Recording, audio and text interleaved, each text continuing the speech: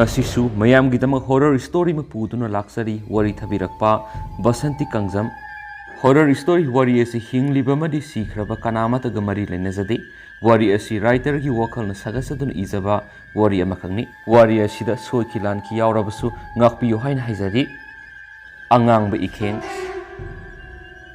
taibang kanagi misuk mirau khul takhidre thenglaba ihingi matamda atiya thukliba thajama gi sakamse natana kanasu uba phangkhidre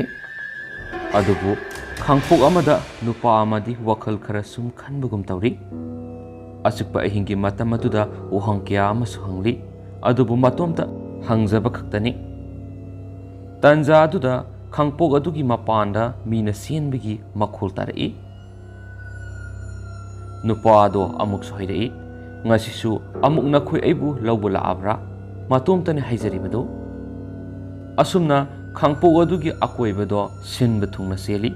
mapandura selibado kanano haibadi khangde asumna loikhre ahingi matamado nupa adudi sungtum tumduna nongan khre madugi nongan baga makhoige duwaida lairiba misingdo loina thulaktuna singjan mana singchali aduga li phuktuna mapun punsili imphal da yonana bagi tawri asumna khul adugi misingdo yamna nungsi chanana leirami adubu nongma ikhang khanghaudana khul aduda nupi ama saidangjage haiduna laklami matam aduda khul adugi misingdo mabuk mapau yamna phaba maramna nupi edu magi tonganba yum macha masaduna thambirami nupi edu khul adugi samjaraba misingdu ubada hainingai leitana nungsizarami asumna matam kharadi haukhre madugi matung nupi eduga hek yum thangnana leiba kaberi gi imungda kappagi khonjal tarai matam adura nupi eduju sangsilaktuna yenglubani adubu kaberi gi masa nupa do makhoigi lamyai duda ina punga ngangduna siraga taaduna leramle matawadu ubada laikai gi miyamduna kaidawbuna tawrino haina hanglami matam aduda kaberi na khumlai aizu khangde nongalakpada asumna leirami asum haiduna kaberi du yamna kapli asumna kaberi gi masanu padu mayam sangduna poloikhre madugi matung matam khara leiraga nupi duga kaberi ga makhoi khulgi kaithel masaduda insangna pi manama sing khara leibasalami matam aduda kaberi na nupi aduda haidai ina akhoi swaisi leibada yam nungaibani adubu isidi nungai khangdre aigi isado kamaina sirunu su khangde ngasisu aigi mitta isado uduna ta leire matam aduda nupi aduna khumlai ise isa haibisidagi karibu henba leibage aduna isado leikhidrabasu mama mapa oibisingnadi nongmata kawbu ngamluye asumna makhoi ani do wari sana sanaduna potsu leiba loiraga mayumlomda amuk sanglai makhoi ani na wari sana sanaduna sum sanglakpada makhoi aduda khara sukpa lambi ama lei madu phawragani laibasi mafam adu hek yaubaga nupi aduna hairei ise ngaikoko ai asida horibu ugi manase khare helake kaberi na amu hairei inaw kaidauge haibanu nangbo nupi aduna horen yum yoraga khangani ye adu hairamlaga nupi adu asukpa mafam adu sangkhre kaberi di yamna hainadrabani aduk sukhraba mafam aduda matomda phamlaga leibado nupi adusu sungthoge tholakte kaberi do nupi adubu kaudunu yengi adubu khumlakhidre numidang wairam oisilaktuna lambi satlamba misingsu haujikti amata ukidre kaberi do sunghak leiramlaba matung masu mayumdu onthalae somdana nupi du mana sangkhiba lambi adugi urak aduda masamana thadoktuna jagoi saduna leiri asomdana kaberi du magi mapuroibada wari pumba tamlami matam aduda kaberi gi mapuroiba goktam hairaklami aina haidro asigi nupi siga punganu haina kadaidagi lakpanu su khangde sangjafamni jare haidunabu kanano karino su khangdana hekta lehali adu su khra laphradi faye aigi yumgi hek maksida aidine khoidausu onthokna sawgadorida kaberi du mapuroibana adumna ngangbudu taraga haidai karino haibiridubo inaudu masu miyoibani laifam leitabagi sangjaraklibani aikhoina mabu luna tafam thoktro goktam sauna haidai sumine nangi wado lali haidine ꯑꯗꯨꯕꯨ ꯈꯨꯜ ꯑꯃꯗ ꯆꯪꯖꯗꯨꯅ ꯁꯩꯗꯥꯡꯂꯒ ꯂꯩꯕꯤ ꯑꯃꯅ ꯃꯐꯝ ꯑꯁꯤꯒꯤ ꯆꯠꯅ ꯀꯥꯡꯂꯣꯟ ꯈꯪꯗꯅ ꯃꯅꯤꯡ ꯇꯝꯂꯤꯕꯗꯣ ꯑꯗꯨꯒꯤꯅꯤ ꯑꯩꯅ ꯁꯥꯎꯔꯤꯕꯁꯦ꯫ ꯐꯔꯤꯕ ꯃꯈꯩꯗꯤ ꯐꯩ, ꯐꯠꯇ ꯅꯨꯡꯗ ꯊꯣꯛꯂꯕꯗꯤ ꯅꯪꯅꯤꯅꯦ ꯆꯦꯟꯅꯒꯗꯧꯔꯤꯕꯁꯦ꯫ ꯀꯥꯕꯦꯔꯤꯗꯨ ꯍꯧꯖꯤꯛꯇꯗ ꯒ꯭ꯌꯥꯟ ꯂꯥꯛꯏ ꯇꯞꯅ꯫ ꯃꯥꯅꯤꯅꯦ ꯑꯩꯅ ꯆꯦꯟꯅꯗꯣꯏꯁꯤ, ꯑꯗꯨ ꯏꯕꯥꯅꯤ ꯆꯠꯇꯨꯅ ꯑꯃꯨꯛꯇ ꯌꯦꯡꯉꯨꯁꯤꯔꯥ? ꯒꯧꯇꯝꯅ ꯍꯧꯖꯤꯛꯄꯨ ꯑꯃꯝꯕꯁꯤꯗ ꯀꯗꯥꯏꯗ ꯆꯠꯇꯨꯅ ꯊꯤꯔꯨꯗꯣꯏꯅꯣ? ꯁꯣꯝꯗ ꯁꯥꯟꯅꯔꯤꯕ ꯋꯥꯔꯤꯁꯤ ꯑꯁꯣꯝꯗꯗꯤ ꯂꯣꯏꯅ ꯇꯥꯔꯦ ꯅꯨꯄꯤ ꯑꯗꯨꯅ꯫ ꯉꯥꯏꯍꯥꯛꯀꯤ ꯃꯇꯨꯡ ꯅꯨꯄꯤ ꯑꯗꯨ ꯃꯥꯒꯤ ꯃꯌꯨꯝꯂꯣꯝꯗ ꯑꯃꯨꯛ ꯍꯜꯂꯛꯏ꯫ ꯑꯗꯨꯕꯨ ꯃꯥꯅ ꯃꯌꯨꯝ ꯌꯧꯔꯛꯄ ꯃꯇꯝꯗꯗꯤ ꯃꯤ ꯂꯣꯏꯅ ꯇꯨꯝꯅꯔꯝꯂꯦ꯫ ꯑꯗꯨꯒ ꯃꯥꯁꯨ ꯃꯌꯨꯝꯗ ꯆꯪꯕꯒꯤ ꯃꯍꯨꯠꯇ ꯀꯥꯕꯦꯔꯤ ꯍꯣꯏꯒꯤ ꯃꯌꯨꯝꯂꯣꯝꯗ ꯑꯣꯏꯅ ꯆꯪꯂꯛꯇꯨꯅ ꯀꯥꯕꯦꯔꯤ ꯍꯣꯏꯒꯤ ꯊꯣꯡꯅꯥꯎ ꯑꯗꯨꯗ ꯆꯦꯞꯊꯗꯨꯅ ꯌꯦꯡꯂꯝꯃꯤ꯫ ꯑꯗꯨꯕꯨ ꯒꯧꯇꯝꯗꯤ ꯏꯁꯤꯁꯤꯅ ꯇꯨꯝꯂꯤ, ꯑꯗꯨꯒ ꯀꯥꯕꯦꯔꯤꯗꯤ ꯇꯨꯝꯕꯒꯤ ꯃꯍꯨꯠꯇ ꯅꯨꯄꯤ ꯑꯗꯨ ꯀꯗꯥꯏꯗ ꯂꯩꯔꯝꯒꯅꯤ ꯍꯥꯏꯅ ꯈꯟꯕꯗ ꯃꯁꯥꯗꯣ ꯉꯥꯏꯍꯥꯛꯇꯪ ꯐꯥꯎꯕ ꯂꯩꯇꯥꯗ꯭ꯔꯦ꯫ ꯑꯁꯨꯝꯅ ꯃꯥꯅ ꯋꯥꯈꯜꯗꯣ ꯃꯋꯣꯟ ꯈꯜꯂꯗꯨꯅ ꯃꯃꯥꯏꯗꯣ ꯁꯠ ꯂꯩꯊꯣꯔꯛꯄꯗ ꯊꯣꯡꯅꯥꯎ ꯑꯗꯨꯗ ꯃꯤ ꯑꯃ ꯆꯦꯞꯊꯔꯒ ꯌꯦꯡꯗꯨꯅ ꯂꯩꯔꯝꯕꯒꯤ ꯃꯑꯣꯡꯗ ꯐꯠ ꯂꯩꯁꯤꯟꯈꯤꯕꯗꯨ ꯎꯔꯛꯏ꯫ ꯃꯇꯝ ꯑꯗꯨꯗ ꯀꯥꯕꯦꯔꯤ ꯃꯁꯥꯗꯣ ꯌꯥꯝ ꯄꯥꯈꯠꯅ ꯌꯦꯡꯗꯨꯅ ꯂꯩꯔꯤ꯫ ꯀꯅꯥꯅꯣ ꯍꯥꯏꯅ ꯍꯪꯕꯗꯁꯨ ꯈꯣꯟꯖꯦꯜ ꯊꯣꯛꯎ ꯍꯥꯏꯕ ꯌꯥꯗ꯭ꯔꯦ꯫ ꯑꯁꯨꯝꯅ ꯌꯥꯝꯅ ꯀꯤꯅ ꯂꯦꯞꯇꯨꯅ ꯂꯩꯔꯤꯉꯩꯗꯨꯗ ꯃꯥꯒꯤ ꯃꯇꯨꯡꯗꯒꯤ ꯃꯈꯨꯠ ꯑꯃꯅ ꯃꯥꯒꯤ ꯂꯦꯡꯕꯥꯟꯗꯨꯗ ꯇꯥꯛ ꯄꯥꯏꯔꯛꯏ꯫ ꯃꯇꯝ ꯑꯗꯨꯗ ꯀꯥꯕꯦꯔꯤ ꯑꯗꯣ ꯈꯣꯟꯖꯦꯜ ꯊꯣꯛꯅ ꯌꯥꯝꯅ ꯄꯥꯈꯠꯅ ꯂꯥꯎꯔꯛꯏ꯫ ꯒꯧꯇꯝꯁꯨ ꯀꯥꯕꯦꯔꯤꯅ ꯑꯗꯨꯝꯅ ꯀꯤꯗꯨꯅ ꯂꯥꯎꯔꯛꯄ ꯑꯗꯨꯗ ꯁꯠ ꯍꯥꯏꯔꯛꯏ, ꯍꯩꯃꯥ ꯀꯔꯤꯅꯣ ꯑꯩꯅꯤꯅꯦ ꯅꯪꯕꯣ? ꯀꯥꯕꯦꯔꯤ ꯑꯗꯨ ꯁꯠ ꯑꯣꯟꯊꯣꯔꯛꯇꯨꯅ ꯃꯄꯨꯔꯣꯏꯕꯗ ꯍꯪꯂꯛꯏ, ꯍꯧꯖꯤꯛ ꯊꯣꯡꯅꯥꯎꯗ ꯃꯤ ꯑꯃ ꯆꯦꯞꯊꯗꯨꯅ ꯌꯦꯡꯂꯝꯕꯗꯣ ꯅꯪ ꯎꯍꯧꯕ꯭ꯔꯥ? ꯒꯧꯇꯝ ꯑꯗꯣ ꯌꯥꯝ ꯉꯛꯅ ꯈꯨꯝꯂꯛꯏ, ꯀꯔꯤꯅꯣ ꯅꯪꯅ ꯉꯥꯡꯂꯤꯕꯗꯨꯕꯣ? ꯀꯗꯥꯏꯗꯒꯤ ꯃꯤꯅꯣ? ꯑꯩꯗꯤ ꯎꯍꯧꯗꯦꯅ꯫ ꯀꯥꯕꯦꯔꯤ ꯑꯗꯨ ꯃꯇꯣꯝꯗ ꯑꯃꯨꯛꯁꯨ ꯈꯜꯂꯤ, ꯃꯥꯒꯤꯁꯤ ꯕꯥꯞꯅꯔꯥ ꯍꯥꯏꯅ, ꯑꯗꯨꯕꯨ ꯕꯥꯞꯅꯗꯤ ꯅꯠꯇꯦ ꯍꯥꯏꯅꯁꯨ ꯑꯃꯨꯛ ꯈꯜꯂꯛꯏ꯫ ꯑꯁꯨꯝꯅ ꯂꯣꯏꯈ꯭ꯔꯦ ꯑꯍꯤꯡꯗꯨ꯫ ꯃꯗꯨꯒꯤ ꯅꯣꯡꯉꯥꯜꯂꯒ ꯀꯥꯕꯦꯔꯤꯗꯨ ꯅꯨꯄꯤ ꯑꯗꯨꯒꯤ ꯃꯌꯨꯝꯂꯣꯝꯗ ꯍꯥꯏꯐꯦꯠ ꯌꯦꯡꯂꯛꯏ꯫ ꯑꯗꯨꯕꯨ ꯅꯨꯄꯤ ꯑꯗꯨꯗꯤ ꯏꯔꯨꯖꯗꯨꯅ ꯂꯩꯔꯝꯃꯤ꯫ ꯃꯇꯝ ꯑꯗꯨꯗ ꯀꯥꯕꯦꯔꯤꯗꯣ ꯆꯪꯁꯤꯜꯂꯗꯨꯅ ꯍꯪꯂꯛꯏ, ꯏꯅꯥꯎ ꯅꯪꯗꯤ ꯉꯔꯥꯡ ꯀꯌꯥꯝ ꯊꯦꯡꯅꯅ ꯍꯜꯂꯛꯄ?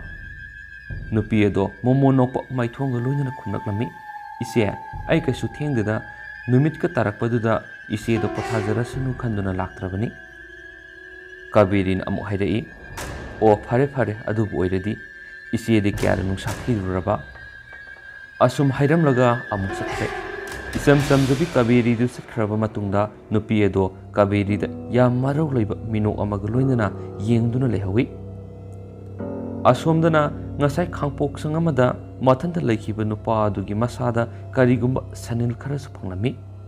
ꯃꯗꯨꯗꯤ ꯃꯍꯥꯛ ꯑꯗꯣ ꯃꯃꯤꯠ ꯇꯥꯡꯏ, ꯑꯃꯝꯕ ꯍꯥꯏꯕꯁꯤꯅ ꯃꯥꯒꯤ ꯃꯔꯨꯞꯅꯤ꯫ ꯑꯗꯨꯕꯨ ꯂꯨꯔꯤꯕꯗꯤ ꯃꯃꯤꯠ ꯇꯥꯡꯖꯔꯕꯁꯨ ꯑꯃꯝꯕꯒ ꯃꯔꯨꯞ ꯑꯣꯏꯖꯔꯕꯁꯨ ꯑꯉꯥꯟꯕ ꯁꯪꯁꯥꯔ ꯑꯃꯗ ꯍꯤꯡꯕ ꯃꯤꯁꯛ ꯑꯃꯒ ꯆꯞ ꯃꯥꯟꯅꯩ꯫ ꯃꯁꯥꯅ ꯃꯁꯥꯒꯤ ꯆꯥꯛ ꯊꯣꯡꯗꯨꯅ ꯆꯥꯖꯩ, ꯃꯥꯒꯤ ꯍꯥꯏꯕ ꯊꯕꯛ ꯈꯨꯗꯤꯡꯃꯛ ꯃꯁꯥꯅ ꯂꯣꯏꯅ ꯇꯧꯖꯩ꯫ ꯃꯥꯒꯤ ꯆꯥꯅ ꯊꯛꯅꯕ ꯑꯁꯤꯅ ꯂꯥꯏ ꯈꯨꯔꯨꯝꯕ ꯂꯥꯛꯄ ꯃꯤꯅ ꯄꯨꯔꯛꯄ ꯑꯗꯨꯅ ꯏꯀꯣꯟ ꯀꯣꯟꯅꯩ꯫ ꯃꯍꯥꯛꯅ ꯈꯪꯉꯦ ꯃꯗꯨꯗꯤ ꯀꯥꯕꯦꯔꯤꯒꯤ ꯃꯆꯥꯅꯨꯄꯥꯗꯣ ꯃꯇꯧ ꯀꯔꯝꯅ ꯁꯤꯈꯤꯕꯅꯣ ꯍꯥꯏꯕꯗꯨꯁꯨ, ꯑꯗꯨꯒ ꯅꯨꯄꯤ ꯑꯗꯨ ꯀꯅꯥꯅꯣ ꯍꯥꯏꯕꯁꯨ꯫ ꯑꯗꯨꯕꯨ ꯈꯪꯂꯕꯁꯨ ꯈꯪꯅ ꯋꯥꯐꯝ ꯑꯁꯦ ꯃꯥꯅ ꯍꯧꯖꯤꯛꯀꯤ ꯑꯣꯏꯅꯗꯤ ꯍꯥꯏꯗꯣꯛꯄ ꯌꯥꯗ꯭ꯔꯤ꯫ ꯃꯥꯁꯨ ꯃꯥꯒꯤ ꯋꯥꯈꯜꯂꯣꯟ ꯑꯃꯗ ꯑꯁꯨꯛ ꯀꯨꯏꯕ ꯃꯇꯝꯁꯦ ꯍꯤꯡꯗꯨꯅ ꯂꯥꯛꯈꯤꯕꯅꯤ꯫ ꯃꯥꯒꯤ ꯃꯃꯥ ꯃꯄꯥ ꯂꯩꯇꯦ, ꯃꯄꯥ ꯂꯩꯇꯦ, ꯃꯆꯤꯟ ꯃꯅꯥꯎ ꯂꯩꯇꯦ꯫ ꯑꯗꯨꯕꯨ ꯃꯥꯅ ꯍꯦꯛ ꯈꯪꯂꯛꯄꯗꯒꯤ ꯃꯇꯣꯝꯇꯅꯤ ꯂꯩꯔꯝꯂꯤꯕ, ꯑꯗꯨꯒ ꯇꯣꯏꯅꯁꯨ ꯍꯪꯖꯩ ꯃꯇꯣꯝꯇ, ꯑꯩꯁꯤꯕꯨ ꯀꯅꯥꯅꯣ? ꯁꯣꯝꯗꯅ ꯀꯥꯕꯦꯔꯤꯗꯣ ꯉꯔꯥꯡꯗꯒꯤ ꯋꯥꯈꯜ ꯑꯃ ꯏꯇꯧ ꯇꯧ ꯅꯨꯡꯉꯥꯏꯐꯝ ꯈꯪꯗꯦ꯫ ꯃꯇꯣꯝꯗꯁꯨ ꯍꯪꯉꯤ, ꯅꯨꯄꯤ ꯑꯗꯣ ꯀꯔꯝꯕ ꯃꯇꯝꯗ ꯍꯜꯂꯛꯏꯕ? ꯉꯔꯥꯡꯗꯤ ꯐꯅ ꯊꯦꯡꯅ ꯐꯥꯎꯕ ꯍꯜꯂꯛꯍꯧꯗꯕꯅꯤ, ꯑꯗꯨꯒ ꯃꯥꯅ ꯉꯟꯇꯥ ꯍꯜꯂꯛꯏ ꯍꯥꯏꯗꯨꯅ ꯀꯃꯥꯏꯅ ꯇꯧꯔꯤꯕ? ꯑꯁꯨꯝꯅ ꯅꯣꯡꯃ ꯍꯧꯈꯤ, ꯅꯤꯅꯤ ꯍꯧꯈꯤ, ꯉꯁꯤꯗꯤ ꯂꯩꯀꯥꯏ ꯑꯗꯨꯒꯤ ꯈꯨꯜꯒꯤ ꯑꯣꯏꯕ ꯂꯥꯏ ꯍꯔꯥꯎꯕꯒꯤ ꯅꯨꯃꯤꯠ ꯑꯣꯏꯔꯛꯇꯨꯅ ꯎꯃꯪ ꯂꯥꯏ ꯍꯔꯥꯎꯕꯒꯤ ꯑꯃꯥꯏꯕ ꯑꯃꯥꯏꯕꯤ ꯀꯌꯥꯁꯨ ꯂꯥꯏꯒꯤ ꯊꯧꯔꯝ ꯇꯧꯔꯤ꯫ ꯈꯨꯜ ꯑꯗꯨꯗ ꯂꯩꯔꯤꯕ ꯃꯤꯑꯣꯏ ꯀꯌꯥ ꯑꯃꯁꯨ ꯂꯥꯏꯒꯤ ꯊꯧꯔꯝ ꯑꯗꯨꯕꯨ ꯁꯔꯨꯛ ꯌꯥꯅꯕ ꯍꯣꯠꯅꯔꯤ꯫ ꯑꯁꯨꯝꯅ ꯉꯥꯏꯍꯥꯛꯀꯤ ꯃꯇꯨꯡ ꯏꯀꯧꯈꯠꯅꯕꯒꯤ ꯑꯃꯥꯏꯕ ꯑꯃꯥꯏꯕꯤ ꯈꯔ ꯑꯃꯁꯨ ꯂꯥꯏ ꯄꯨꯕꯗ ꯌꯥꯎꯒꯗꯧꯔꯤꯕ ꯃꯤꯑꯣꯏ ꯈꯔꯒꯁꯨ ꯂꯥꯏꯒꯤ ꯄꯣꯠ ꯄꯥꯏꯗꯨꯅ ꯃꯊꯛꯇ ꯂꯦꯞꯇꯨꯅ ꯉꯥꯏꯗꯨꯅ ꯂꯩꯔꯤ꯫ ꯃꯥꯏꯕꯤ ꯑꯃ ꯃꯈꯨꯠꯇꯨ ꯆꯐꯨ ꯃꯆꯥ ꯑꯅꯤ ꯄꯥꯏꯔꯒ ꯏꯁꯤꯡ ꯃꯄꯥꯜ ꯑꯣꯏꯔꯞꯅ ꯂꯦꯞꯂꯒ ꯖꯒꯣꯏ ꯁꯥꯕ ꯍꯧꯔꯛꯂꯤ꯫ ꯑꯁꯨꯝꯅ ꯉꯥꯏꯍꯥꯛꯇꯪ ꯖꯒꯣꯏ ꯁꯥꯔꯕ ꯃꯇꯨꯡ ꯃꯥꯏꯕꯤ ꯑꯗꯨꯒꯤ ꯍꯛꯆꯥꯡꯗ ꯎꯃꯪ ꯂꯥꯏ ꯃꯥꯅ ꯁꯥꯗꯣꯡꯂꯒ ꯂꯩꯕꯥꯎ ꯆꯦꯟꯕ ꯍꯧꯔꯛꯇꯨꯅ ꯑꯁꯨꯝꯅ ꯍꯥꯏꯔꯛꯂꯤ, ꯆꯨꯡꯉꯨꯗꯅ ꯈꯨꯌꯨꯝ ꯂꯩꯄꯥꯎ ꯆꯦꯜꯂꯝꯈꯤꯒꯦ, ꯏꯗꯥꯏꯔꯦꯝ ꯑꯩꯒꯤ ꯈꯨꯡꯒꯪ ꯑꯆꯧꯕꯗ ꯂꯩꯔꯤꯕ ꯄꯥꯔꯤ ꯏꯃꯣꯝ ꯄꯨꯝꯅꯃꯛ ngasi namai bem aina maikei mari sungdai nipal yenglakpa matamdane pari imomsa handakti khulase awa ana tagadorido aduna namu yumthong khudingi thonggalda maira kathuudo aduga nama aigi sanglen sangaida chengbi sengba haiduna taretki sengja katludo ashina adomdedo khulasida lamlanba kanagi saidang phompiba yadiko khuyumlai aigi ipause thawai usit thoklabadi ingang paktatna hangani imu panthengna hangani do asumna umanglai magi koloi mapau sen mamatung makhoi loina amu karakle asumna maibi adugi koloi mapau du tabada khul aduda leiriba misingdo nungsa thiramni mayamdagi khara hena pakhalibana berini mana singnari bise nupi adugani aduga selaiba laibau aduga hainingai leitana nungsa thire khul adugi misingdo masi wari sanaduna leiri asumna sum haukhiduna umanglai harabu sulokre madugi matung khul adugi miyoi kyana kabiri hoita laktuna nupi adugi maramda hanglami matamaduda kabiri na hairaklami aichu sapsana khangde laikai asida khulna yanaduna aigi inaksida mayum macha amasu sabire mayamna oina magi manakta chattuna hangbiyu ma ase khul asida ai khaktana thamninge haiduna thamkiba natabanina asumna kabiri masa yauna nupi adugi manakta laklami adubu yum adudi thong londun lairamle matamaduda nupa aman hairei kabiri masa su leite aduna nangna khara kup thana hangoko aikhoi su ngehak leita lakpadi ngamanate aduga nupi ado aikhoi gi khul sidagi satkinabasu nangna hayuko kabiri su haijagi haiduna lehaure nupi aduna saidangba sanglakhiba matamdadi laikai amadi khul miyam yanaraga lehankhibani aduga haujikna atatai dauna aina karamna salo hairuni madugi hek khanbada kabiri do mathadum sare kabiri su mayum namu halakle matamaduru goktam hanglai kaidawre isuk suktuna uida matamadura kabiri gi mapuroi manaka sangsinduna phamlak hairaklami hauji khungi mi miyamda ami aikhoi ge yumthangna duna lairibi inaose tanthokro hairami madu tabada goktamna saun hairaklami kari aikhoina kari gi tangadoriba nang aina pusilaga thambasu natte matamduradi loina yanakidaine afaba yam sakibadaine hausuna kaidoraba makhoi laaga tantho hayu aikhoi khaktana ngamde haikhibi yadro moinadi aikhoi se yamna nungaina leirubega khalamgani aikhoi gisu isa kaina khibegi nang ai kap tuna hausuk phawo wana khanglibu natro mathanga laksan ai toke mapu roibigi asawu mataudu uraga kabiri do themsili wahaina hairei ngaikho se amukta tapthabikho maibigi laifawdo adugini makhuna laklibado haujikti khulase nang aigisu saruk yauribanina mayamna sina phare lepada aikhoina yelubu yaroye sagotkinu gautamdu asawbudu khara ingthraba mali kabiri gi ayingba khunjal hairaklibu wahayedu taraga tan hairei aigise sawbugi nati makhogi wahaidu sumpenjadabagini asumna matai manawani du wari mihak sanaramlaga magi mathau tawnakre numitu sohokre adubu nupi adudi ngarangdagi masugi phangdri kadaida chatlinu su khangde ahingdi ma yumda lei habigi khudam sapsana phangi aduga nonghe nganbadagi magi yumdo so londuna hekta leirami asumna numit kharani su haujilakre nong mayu anganbada kabiri do masa nungaiti haiduna hospital da chatlunabagi tholakpani matamaduda phimu setpi nupi ama yamna kana sensin kibada ura ami matamaduda kabiri du khunjel laun hanglai kanano haina adubu nupi adudi hanna phabu yenglamde adum sensinkhre kabiri su goktam tholakpa ngaiduna leirambadagi khonglei thuna tanaduna nupi adubu yenglui kanasu leiramde adubu nupi aduna leiriba yum adugi manunglomdagi thonglonduna leiri matamadura kabiri do nupi adu koraklami inaw nangbu tapra adudasu kanamat khumnakti kabiri do amuk suki bukai maning mamang ko yengli madugi tanja adu nupi aduna lairiba yum adugi manungdagi thongdo tapna hangdorai matamadura kabiri do akiba madi pakhatpa anina yomsilaga matungda makhongda tapna thangdorai thongadu hek hangbu loirakpaga kabiri su thongadu da miyeng thamna kana tholaki haiduna adubu kana su tholakti kabiri do maithongdo shuklaga yam kina kauraduna yengi yumsida kana laige amukta thokpirao matamaduda kabiri gi mapureba goktamado mana thulakpada kabiri leibu ude khanduna haipet septhaduna yenglakpani adubu kabiri na nupi edu gi sumangduda leplaga leibuda ubada khonglei thuna laktuna kaimta haidabi kabiri bu tap pairubani kabiri su khangbai ki boy tawraga khanglaw lawroi goktamna aine kaidorage nangbo ashi haiduna kabiri gi masado amuksu tap pharaga mangona singsinduna pakhatpana yomluraba kabiri gi mihulado tapna phathabiri aduga masu thong adomna yenglakpani matamadura nupi adugi imungda mi ama lamyaidura tubat samdalaga senkhibada urai aduga hanglai kanano imungda lairibadubu ising khakta piyo adubu kanasu khumlakti kabiri do yamna kina hirei yumda halase ai mafam asi yamna kire Gautamsu kabiri na haibigi matung ina mayum lomda amuk lakminare ngayaki matung nongsu pura ngankre kabiri do hospital satkine tawrambadu su tokre asumna Gautamadu kabiri bu imungda thamlamlaga nupi adugi mayumda laklami masu yam yengningba khangningba amaga loinana adubu ngasai thong hangduna lehauba yumado haujikti thong su hangnamdre kanasu leramdre madudagi Gautamado mafam adudagi thuna laktuna kabiri gi manakta sangsiladuna phamlaga hiraklami tabra aikhoisida yam kuina leiragumsi kabiri su haipet yenglai aduka kaidoragi haina hanglami Gautam su asengbuda adum haire matai manawgi marakta lotsinduna thamba yaba wana tabanina Gautam na hairiba wadoldu dia sini aikhogi khulase awa ana taw haiba lai haibado soidana sungane khali aduna nupi asiga aikhoiga sum kuina loina tuna lairabati nang aisu ngauduna sakhiba yai kadaira kaidauba satlino haibasu khangde ahingda mayumda leibisu mali aduga nonganbaga kadaida leiriba aduga nakala maromdana makhoina tawribasingse nupi adudi loina tarami urami khanglami mahak atai mafam kaida su sati mari yena khapaudabi saijil polibina sayol torakpa taibang minina mafam khuding iyokta yawi haiduna somduna nupi adugi maramda matai mana onido wahang kya sohangami atai mi singdi loina rudabanina tinna rudrabanina khangde nupi adugi maramda kanasu thijilude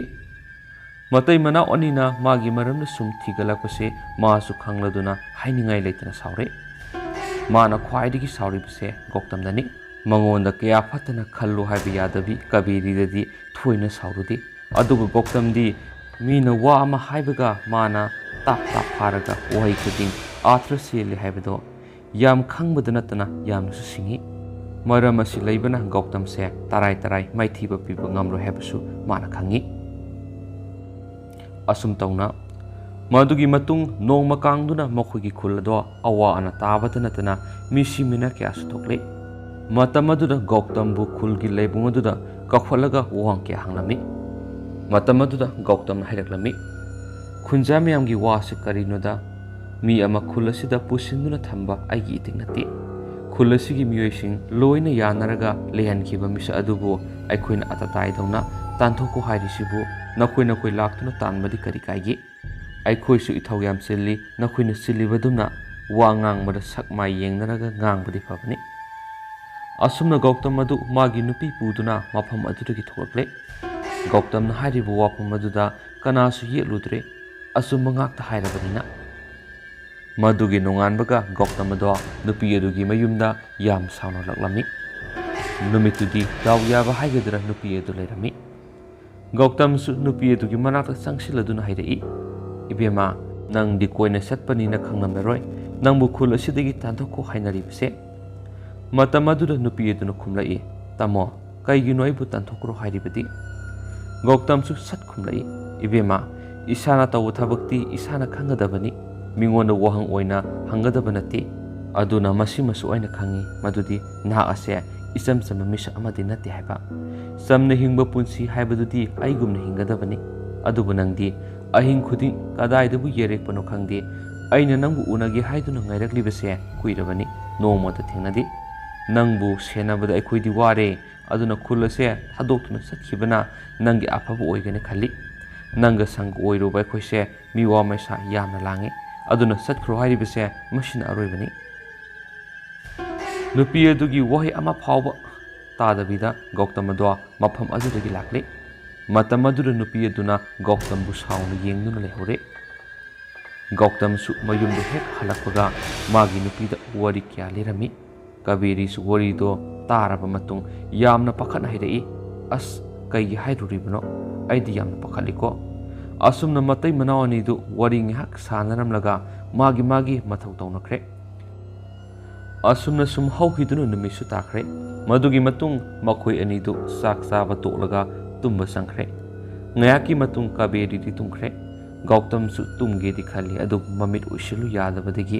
haujikta oirum sarum tawrakpata ngairi madugi tanja aduda makhoigi yena khada miyam sienbagum tawbagi makhol tarai madu tabada ui thaba hauraklaba Gautam ado mamit sat panglaga fut haukolai adubu karisu amuk takidre Gautam adu amuk hip thage tawbuga haujiki adumaina sap manana amuk tawrai handakti Gautam adu phamundagi kumtharai aduga phamangduda leplaga manakongda thangatuna sielibadu mira natragana huira haudongla haiduna tana bhonari asumna mana makhoigi thongnaudo hangdoklaga yengi khanduna tapna hangdokpa horai matam aduda makhoigi thongnaudu mapalumdagi oina khangnam namlai adumna torakpadudu Gautam ado swai lauduna matung khangan hali Gautam adu kirabasu kira amukasu thongnaudu tamna makhongna tapna thanglaga thongnaudugi manakta sangsiladuna makhuto tapna tingthokduna thongnaudubu hangba horai matam aduda thongnaudugi mapa sapsana masamana isang sanglabi nupi ama luktharaga leptuna lerami matam aduda Gautam adu khanglaw lawraga thongnaudugi masado satlaslai magi nupaduna adu kana lawbado kaberi di tadaba makhai ningaidana tumli Gautam adu kaberi tanaba haudoki khali adubu kibane henman khiduna wa ngangba phawba ngamdre madugi tanja aduda makhoi yumdugi thongado amuk kokok thinba horai matam aduda Gautam adu hairap septharaga yenglubani adubu thongdo oina sat hangdorai madu ubada Gautam adu purangakle asumna yamna pakhana tapna sangsilaga thongado lonsingi tawi adubu mana thongdu pairaga lonsingi hek tawbaga magi mamangduda nupi do leptun leramle Gautamna nupi edu ubuda hairaklami oh nang oire ngasaidagi engonda tamnaribasidi nupi edu Gautamgi wahaidu tabada sat yengkhalai matam adudu nupi edugi saktam adudi akiba phangle Gautam su madu ubuda maithongdo soktoklaga yenglai matam adudu nupi eduna Gautambu makhuttu sat lamthoraktuna suro singduna pukre tawribi mayamdo kaberi di sukta tadaba makhai tumduna leiri asumna nongsu ngalakle kaberi nong ngalakpada Gautam leiramdabaduda kadumna sakrabano khanduna haiphet kauraga yengi adubu khumlaktrabadudagi kaberi do makhoigi yana kharomna thulaktuna yengi tudasu udare kaberi edu mamaidu satlai thorakpada khongpham sahaudabadagi khudi amuk thijili matamaduda mana makhada yengthrakpada i marik khara tadun leibadu urai kaberi du kadaidagi ino khaladuna haiphet wakhal tawi adubu wakhal do lama phanglaktrabada akoibada haiphet leidun yenglei matam aduda ure kanagumba magi makhong ama makhogi yena khada hauriba asong manapi marak aduda tadun leibadu madu ubuda kaberi do masada swai lauba madi phawi masu yam kina tamna sangsali aduga haiphet septharaga yengi adubu magi mapuroiba Gautamna asong manaraktuda ina punga nganga tadun leibatu urai madu ubuda kaberi maithongdo suklaga tapna kawi moi baba tanja aduda nupi edo kaimta khangdaba saduna kaberi hoida laktuna kaberi bu kaurai kaberi topum khangda nupi edugi manakta sensilaktuna mapuroibagi asibak sang adu yengo haiduna nupi edubu singduna purai nupi eduna asumna hanglai ise ashidi kamaina tawriba kaberi kaptuna mapuroibigi manakta sangsilaga masa nomduna kauraga hairaklami moi baba chawkhraba yum asida itomda thamnamlaga napana sa haunaduna sekhraboireko aduga nupi eduda amu onsinduna hairei masi punamakse nangna thowan mangaktani nang sakhro khulasidagi asumna kaberi kapli asumna laikai mayamsu kaberina kappa tabadagi loina sangnarakle aduga goktambu satnabigi matungina poloikhre madugi thangnaba numitana nupi ado laikai amadi khul hauduna sangsilaga magi mayumdo mai thadokre aduga tandokre asumna numit kharanigi matung laikai adugi mido misi sadana siduna nomu nomagi masing hantharakle asumna kaberigi laikai do mikap mirau koltana thankre asumna sum haukiduna laikai adu leiba miyoi singdo nomu nomagi mayeng tarakwadana tana khul adusu maning mamang makha awang sinba thungna mi sibigi sang asum hengalai asumna sum tawraklabada khangpok sang adu leiba nupa adugi manakta khul adugi mi khara laktuna hanglami matam aduda nupa adun hairei haujukti khul ase mi leiba ngamlaroi amaga ngari tinararoi aduna imunai mu tanaragani amana ngangi amana tararoi matam aduda lakliba miyedugi maraktagi amana kari tawraga phagadagi haibado amukta yengbiyu nupa aduna amu hairei aina haiba thajadragadi nakhoisu yenguko adu hairaga nupa aduna haukiba madi lakadoriba tungi punsi edu magi anganbu uba ngamdraba mamit aduda munna yenghali matam aduda lakliba misingdo hainingai leitana ki horei haibadi kaberi masanupa adu makoina tanthokiba nupi eduna ahing nungyaida laktuna kaberi bu kauraklami matam aduda kaberi di tumtakhiduna tadre aduna masanupa aduna oina khumnakhi kanano kari haigi haibano nupi aduna o aine thongse amukta hango hairami kaberigi masanupa aduri phatabu wakhal khalluba tawdana thongdo hangtoklami matam aduda nupi ado hoi mai haidana imungna sangsili matam aduda kaberigi masanupa aduda am hanglai kari lairagi dumsa tengla kansida wahang adu hek hang loirakpada nupi aduna akiba phanglaba saktamamada kaberigi masanupa aduda hengi kaberigi masanupa do miyeng adu ubada swai lawa phauduna mama hoigi manakta sangi tawada nupi aduna kaberigi masanupa adugi makutta ta paiduna yalaga leimaida namsilaga nonthaduna kaberigi masanupa adugi ngaksamdagi i suplami asumna mikup kharagi matung kaberigi masanupa adu hatki aduga tungda lakadabasu loina urami matam adura khul adugi khara ahal oiraba nupa aduna sauna mitangba nupa adura hairei o nangdi loina khanglibani aduga karigi nahan makai haidi nangda halaga phagadabani mitangba nupa adusu tapna khumlai aina wafam ase khanglabasu haidokpa yade madudi aidi pangal yaudre amamba haibesin aigi marupsu oidi aduna aina wafam ase hek haidoklubada awaba tagadoribase aini wahi edu tabada ahalu khara oiba nupa aduna sauna hairei nangdi khwaidagi pikpa jibani nang awaba tagani haiduna bo khulase mang taknaba silabadi nangondagi hena tonba mi amamuk leitre madumakna napunsido miyamga mimanadana taibangsida khongdarakhibani ahal adugi wahidu tabada bitang manupado sauna hairei adude hayu mi oina hingbada isorna nakhoidi matik sana haksangi phibam soidana sembirai awatpa haibado leitana aduga isorna miyamga mimanadana sembirakpa mitangbaigi inakta nakhoi karigi lakli satkro salo nasaksingdu yenungde mamit ani panduna sangsargi amam angal punama uriba nakhoina karisu uba phangdraba mitangbaigi nakta karigi lakli aina wafam ado matam sana haigadabasu matam aduda nakhoi kana laktuna aigi awatpa hangbikibage kanasu lakhidi nakhoina aibu ningsinglibase wabana kham thenglaba matamdatani ai mitangi haiduna khul asida leiriba miyoisingna nakhoina khoigi samasusing tharaktuna nongmata iteng panghankhibra aduga soiraklaba matam asidana engona tainaba yabra soiribudi nakhoini matam sadana utlubu minungsi aduna ngasigi khulase angangba ikhengna lauri khongnam selani